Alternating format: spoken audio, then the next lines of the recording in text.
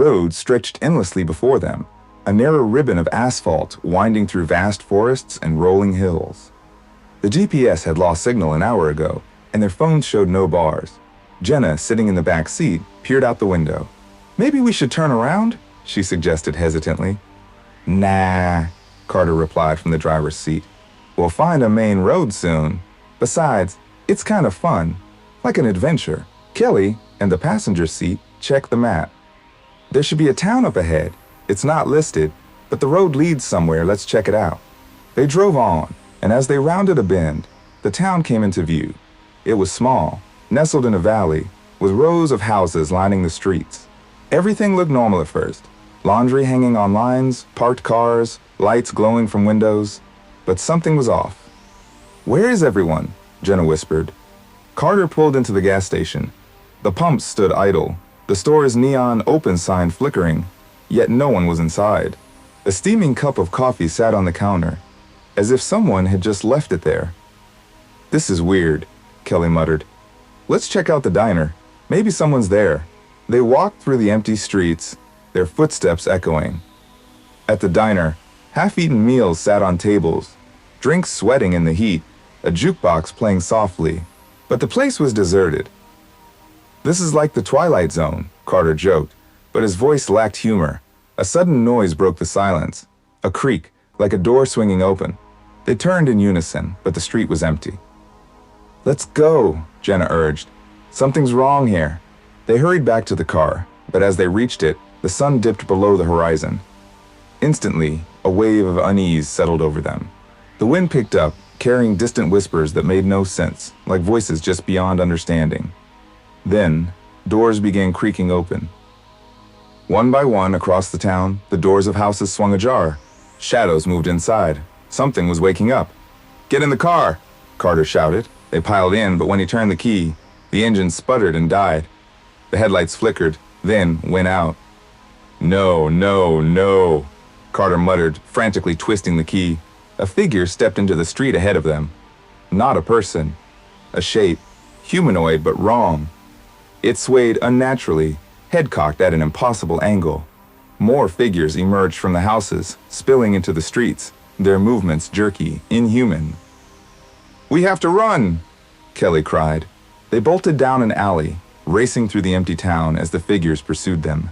Doors slammed, then swung open again, as if the town itself were breathing. The air was thick with whispers, pressing into their ears, filling their minds with half-formed thoughts that weren't their own.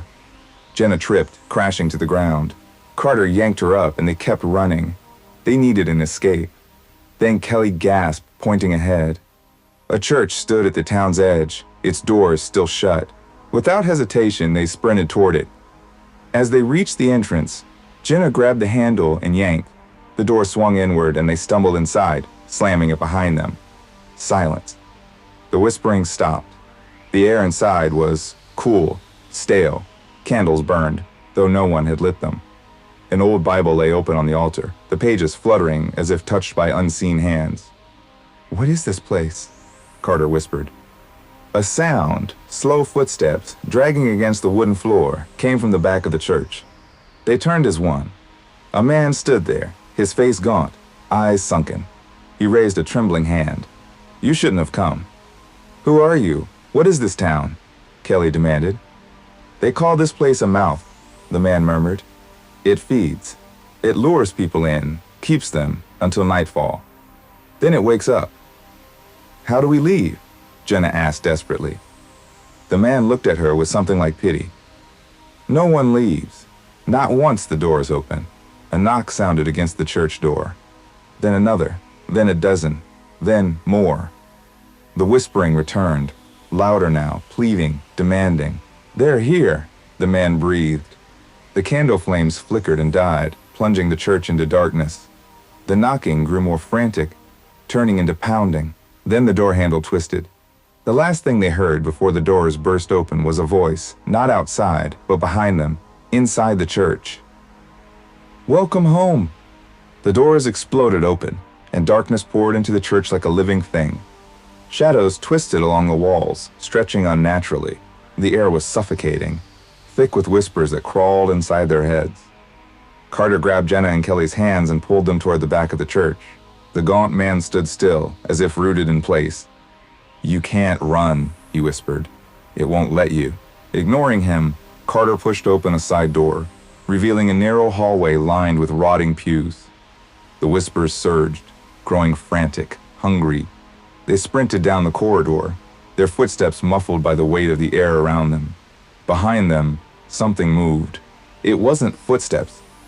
It was softer, like fabric dragging along wood. Carter stole a glance back and immediately regretted it. A figure, taller than any human, unfolded itself from the darkness.